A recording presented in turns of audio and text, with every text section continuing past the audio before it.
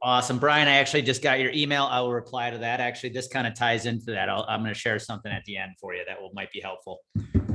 All right, guys, here's what we're talking about today. Today, we're talking about, if you are joining, first of all, our webinar for the first time, welcome. I do these every week, Thursdays. I try to keep them right around 12 p.m. Eastern, 9 a.m. Pacific. Some once in a while, we got to tweak the time, but we do these every single week. So invite your friends and family. Today, we are talking about 3 types of content your prospects want to see. And this topic came into my head for the week because I field a lot of questions from advisors on what they can be doing for content to get their prospects' attention. And the thing I want everybody to think about, because anytime I say the word content, somebody tell me what they immediately think of. What platform do you immediately think of? LinkedIn. LinkedIn, Email. Right? That's part of it, but it's not the only thing. So I don't want you guys to think this is just a LinkedIn content webinar. It's not. Content is anything you are producing to put in front of your prospects. It could be social media, it could be an email, it could be a webinar, it could be a podcast, it could be whatever. So today I want to talk about 3 types of content that I think have played very well in my career. I see it playing very well with some clients. So I want to share it with you because I think it's going to be super helpful, because here's the deal. I'm guessing everybody that's on this webinar right now is a producer in some way, shape, or form. Otherwise, you probably wouldn't jump on these. And my advice for you guys between now and the end of the year is give her hell. Unless you have already blown your 2022 goals out of the water and you can kind of hit the cruise control, I challenge you to not hit cruise control between now and the end of the year and really get after it. Because here's the reality. Most of your competition is going to hit the cruise control, because once Q4 rolls around, what's easier, trying to win new business or renew what you got? Anybody want to answer that? Got to keep what you got. It is important to keep what you get, right? But it's also, people lean into that and they stop producing. So I want to give you guys some tools to help stand out between now and the end of the year. And so the 3 types I want to go into, I think, are going to be super helpful. There's some names I see on this webinar that are already leveraging some of these, which is awesome. And so we're just going to get right after it. So the first type of content I want you guys to think about between now and the end of the year is content that teaches. And when I say teach, gang, teach more than you're comfortable doing. What I mean by that is this. There are so many of us, yours truly included in the past, that wanted to hold everything close to my chest and wait until I got hired by the prospect to really share the good stuff. The problem with that is I never got hired. And today, in the world of sales of know, like, and trust, a ton of trust is built when you bring a ton of value. And so I encourage everybody on this call, and I know you might even get resistance from your agency, especially if you're an agency principal. Guys, you got to share. You got to teach, even to the point that you're a little afraid to share something because the prospect might give it to their broker. But I am telling you right now, your buyers want value.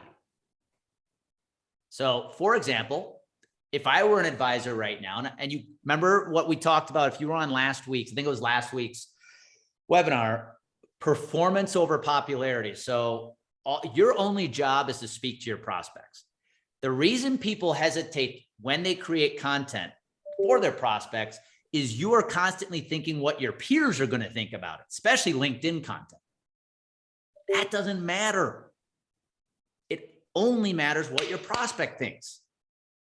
So something as simple as a video, an email, whatever, on 3 steps you can take to make your next health insurance renewal stress-free. Teach the prospect how to have a good renewal. How about questions you should be asking your broker this next renewal season? That's an easy type of educational content you can share with a prospect that helps them out a lot. And if you do it well enough, by the way, some of those things you put in the prospect's mind through your education can set their broker up to step on the banana peel. I love the 3 questions or questions you should ask your broker this renewal season, because if they listen and they take action, that might put their broker on the spot, which is what you want anyways.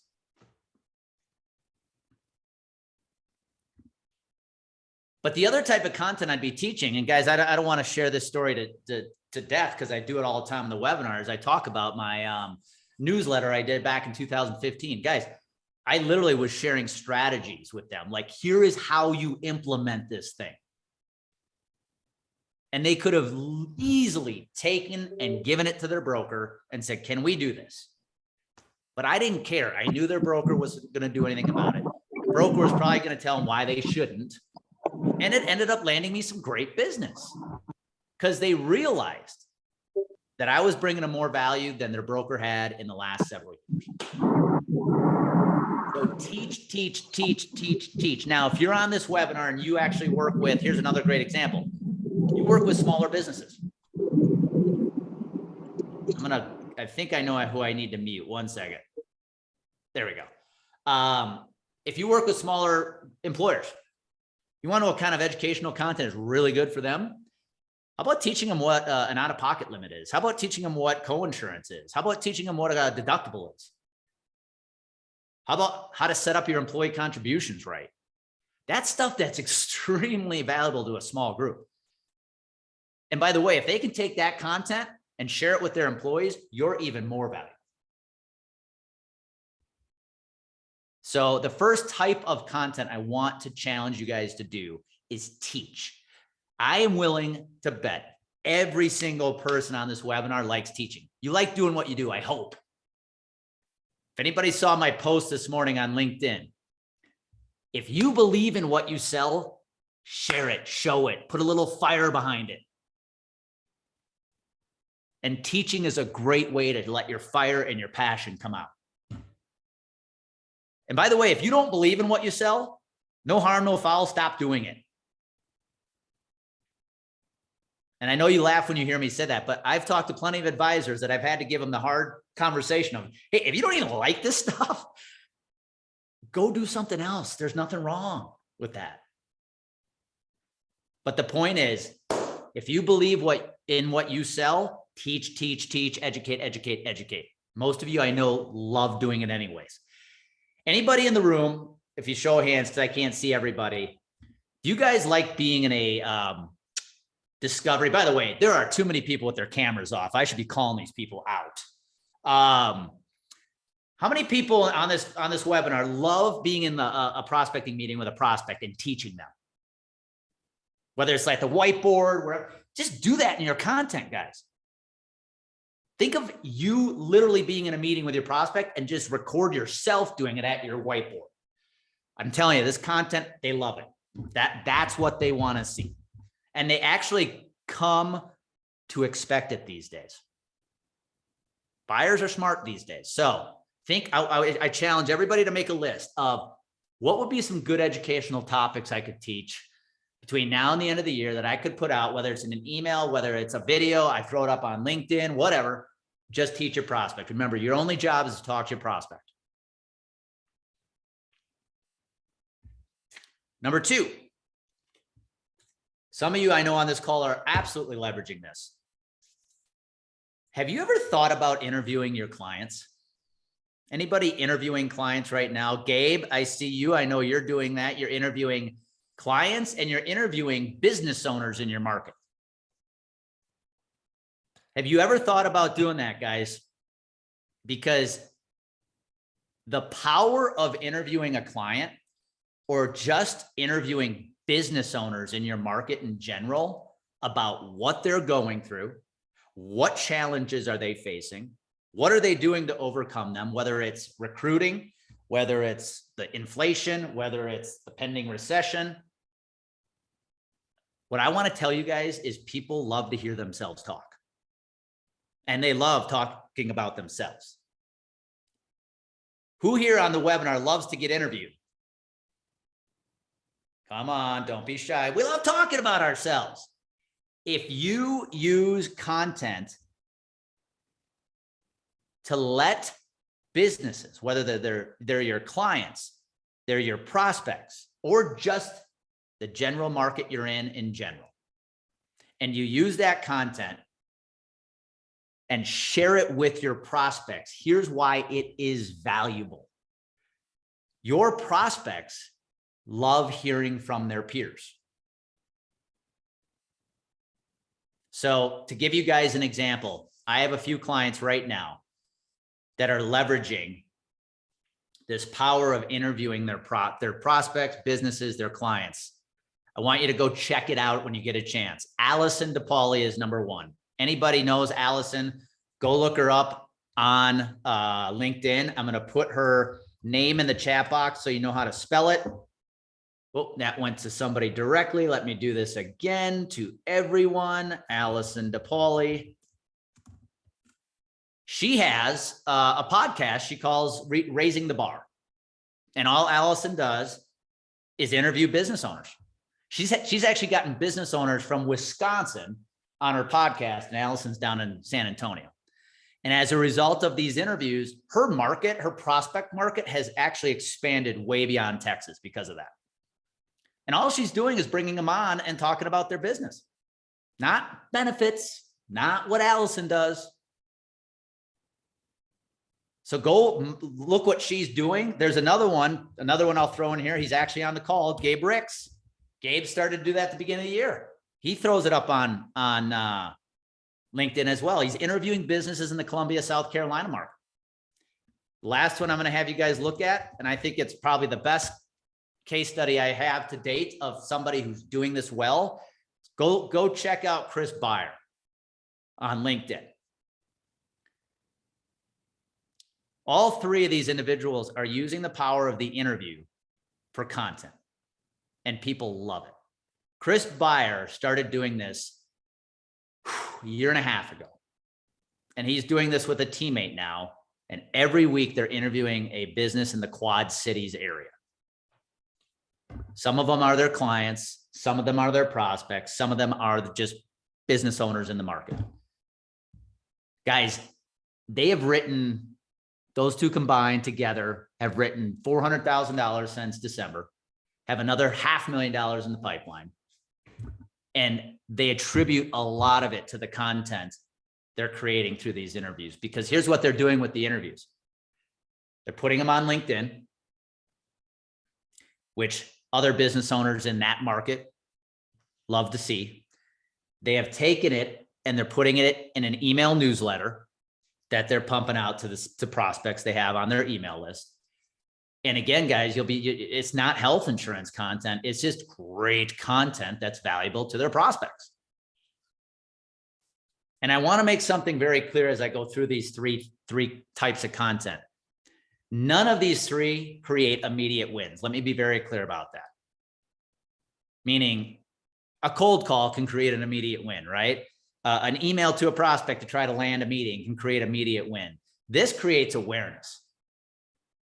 And again, if some of you have been in my academies, I know familiar faces here, you've been a one-on-one client of mine, we talk awareness at length. You have to create awareness of who you are. That makes your short-term marketing, the cold calls and all that stuff, more effective. So interviewing peers, interviewing business owners, interviewing prospects and clients is an unbelievable way of doing it. Anybody part of any local associations that in your market, whether it's like young professionals, maybe it's the local chamber, anybody involved with those groups? Start interviewing those people. I have a client right now. He's involved with two groups in Dallas, young professionals, and there was one more. Now, not every one of those members in the association are a prospect, but they're amazing centers of influence because he's got accountants in there. He's got attorneys in there. Interview these people because these are topics that are important to the business owners you're trying to get in front of. My point is, not everything that comes out of your mouth has to be about insurance. Content isn't constantly throwing health insurance lingo at them.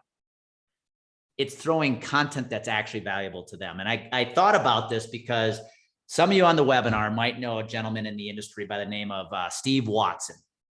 Steve's out of Phoenix. Steve is a rare breed because Steve is part CFO, part health insurance, healthcare consultant. So he's kind of taken a hybrid role, which is a very unique position. So he knows both sides of the fence. And I asked Steve one day, I said, Steve, okay, if I were to create content that you wanted to see, like a webinar, whatever, what would you want me to put out there that would attract you?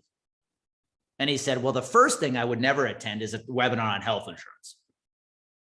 He said, but if you host a webinar around, this was a few months back, around bringing people back to the actual office. If you hosted a webinar on recruiting and the challenges and how do we overcome them, if you host a webinar on, you know, battling inflation, he's like, I am all ears. Which leads me to my third type of content. So we've got teach and teach your butt off. We have got interviewers, leverage the power of the interviews. Anybody here have a dream of ever hosting a podcast? Carrie, I know you do. Come on. Guys, podcast is nothing more than an interview. It's nothing more than audio content. So I'm not saying start a podcast. What I am saying is jump on Zoom, interview somebody where you two are side by side, have a conversation, record it, throw it out there.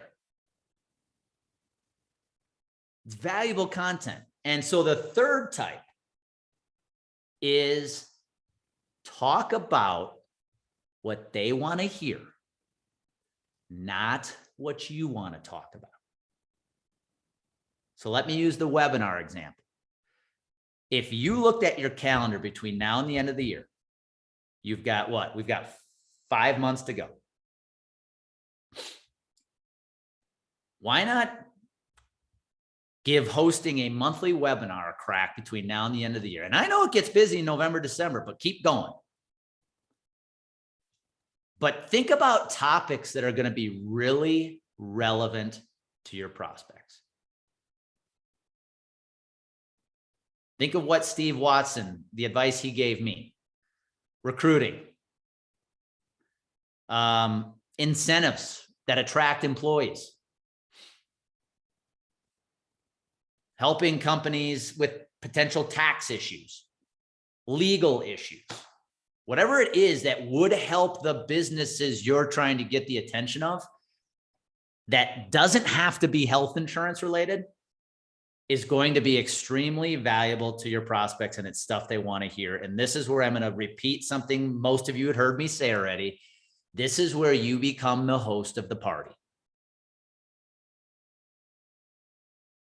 Whether you interview somebody or you host a webinar, you are hosting the party. And what do I mean by that? We all went to school, high school, with a kid who wasn't that popular. It might have been you, but your parents or this kid's parents were out of town a lot. So they hosted the parties and they let the cool kids hang out. Therefore, they became the cool kid. When you host webinars, guys, it doesn't have to constantly be your agency or your company talking about your products. Why not go find subject matter experts in a specific niche that are going to be extremely valuable to your prospects? Number one, and clients. Number one, they may generate some business opportunities out of that, so they're going to love you. But the prospects and the clients are going to thank you because you hosted this valuable webinar. Carrie, I know you guys are doing a ton of that at USI right now.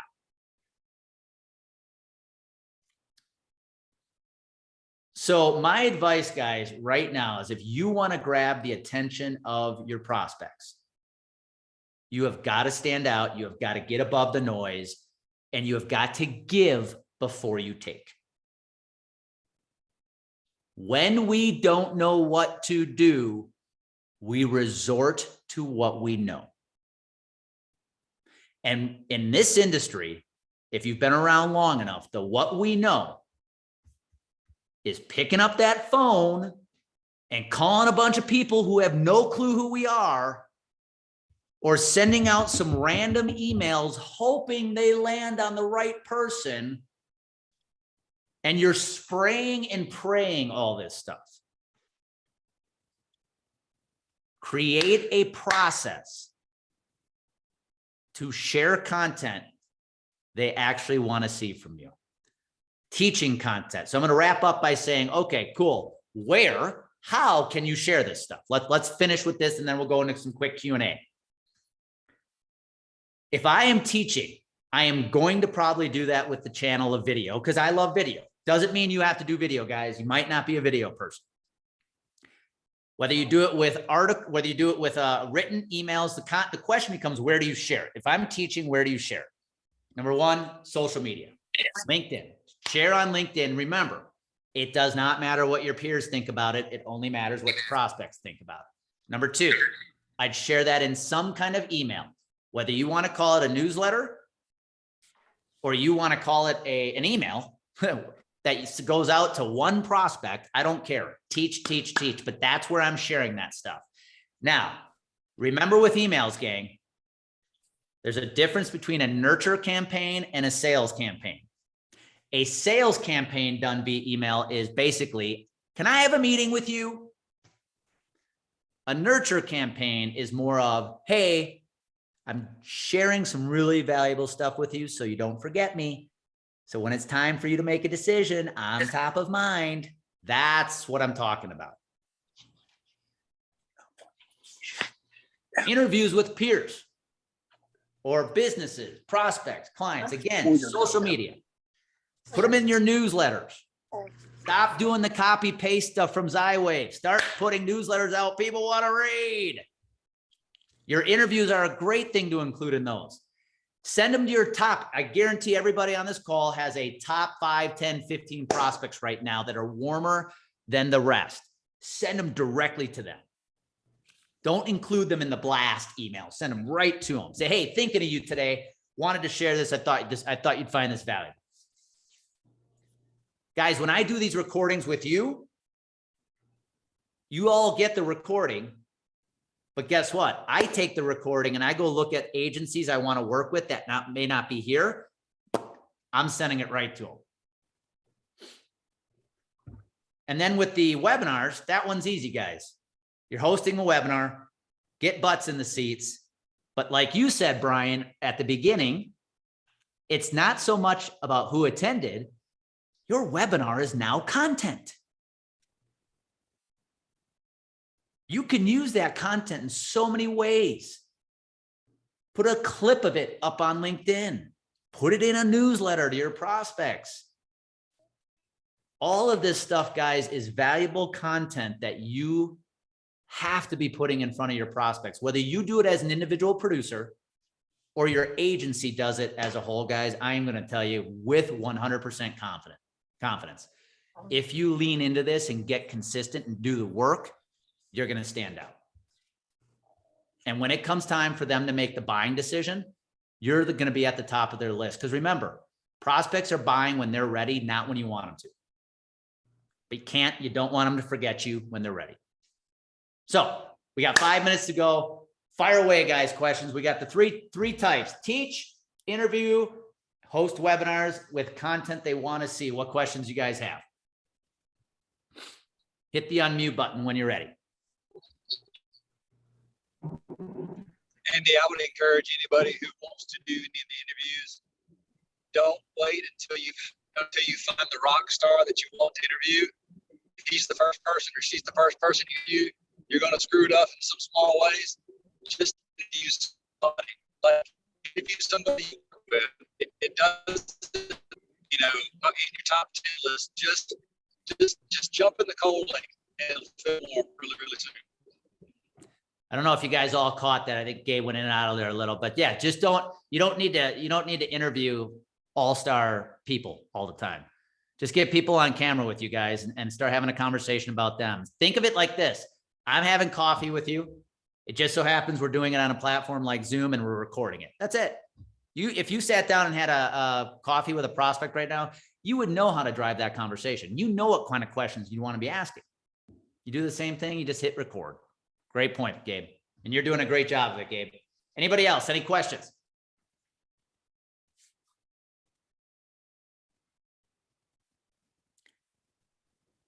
Andy, this is Rich Westermeyer. Yes, sir. Could you briefly touch on how you view a nurture and a drip campaign a little bit differently? Yes, great question. There's two types of email campaigns, guys. Sales, nurture. A sales campaign is something you're going to use with one goal, appointments. So you might write a series of 5, 6, 7 emails. Maybe it's off the back end of a webinar. Maybe it's off the back end of a lead generator that you use, like a white paper or something. But my goal when that 6, 7 emails goes out, I want you to schedule an appointment. That's my goal. A nurture, which Rich is also drip content. A nurture is more, I'm just keeping you engaged. Remember, yeses and nos from prospects are very clear. Maybe not nows suck because you don't know when they're ready. Those are the ones you got to nurture. Because when they're ready, you've already given them so much value through your drip nurture campaign. They're ready to talk to you. And whether you do that once a month, twice a month, today I do mine weekly. Some of you get it, it's inside pitch. Drip the nurture on them and it's going to be valuable because you're going to stay top of mind in their eyes. So Rich, the real answer is sales campaign, schedule appointments, nurtures for the awareness. Hey, Andy, I've got a question. Yes. So where I know how to use all this technology a little bit. Okay. Where's the best place to go to learn how to use it to its best advantage? Such as if I were to record something on Zoom, is there a way to get that to LinkedIn? Or if I do something on LinkedIn, how much time do I have to do the interview? Where do I learn those things? You hire me, Joe. Okay. No, I'm kidding. You set that one up, man. That was like a volleyball spike. I was wondering if you're No, here's what I would tell you to do, Joe. And I'll share this with you guys. Whether you ever hire me or not, that's besides the point. But I will tell you, the content you see from me today was entirely self-taught. How? Every morning, I still do it today for the last 5 years. I go on YouTube when I wake up, have my cup of coffee, and I learn. I learned from Gary Vee for 2 years on how to do content, which then made me go out and buy Adobe Premiere Pro for $20 a month. And I learned how to edit, self-taught through YouTube videos. And all of a sudden now I could do it quick. I could do it fast. And I'm telling you guys, if you want to learn, either hire somebody and pay them to do it, or YouTube, guys, I'm telling you, is the best, freest library in the world. That's what I did. Thank you. Yeah, it's just, I wish I could give you a better answer, Joe, but it's like, it's how much work are you willing to put in? Because everything you need is at your fingertips if you're just willing to go find it. And so that's what I would tell you to do. Honestly, go to Google, go to YouTube and just watch videos. That's what I did. Hey, Andy, quick Yes. question. And we'll go a little over, guys. You got a minute or two. Don't be afraid. I'm not turning you guys off at 10:30 here, my time. Okay. Quick question. You mentioned having like a question set for interviewing, like maybe a CFO, CEO, whatever it may be. Did you have some bulleted questions that you thought were? I may have missed it. But for an interview? No, and I have a lot of people. Good question, Greg. I have a lot of people ask me about what questions should I ask, and they want to create this whole list. Here's the challenge with that. If you go into an interview with all the questions you want to ask, it's going to look and sound like an interview, and it's going to be a little awkward. You want it to be a conversation. Mhm. So I tell people, set yourself up like in the NFL, right? Teams script the first 15 plays. In an interview, script the first question or two, but then just let it go from there. And I promise you, when they start answering and you're going to have 5, 6 new questions come up. Mhm. So don't try to schedule an interview with all the questions on already ready to go. Think of a couple you could start out with and then just let the conversation flow from there. Trust me, it'll work. Thanks. And I've been on podcasts where the person interviews me with just questions. It's kind of awkward because I give a long answer and then it's almost like they cut you off to the next question. It's like, it just sounds weird.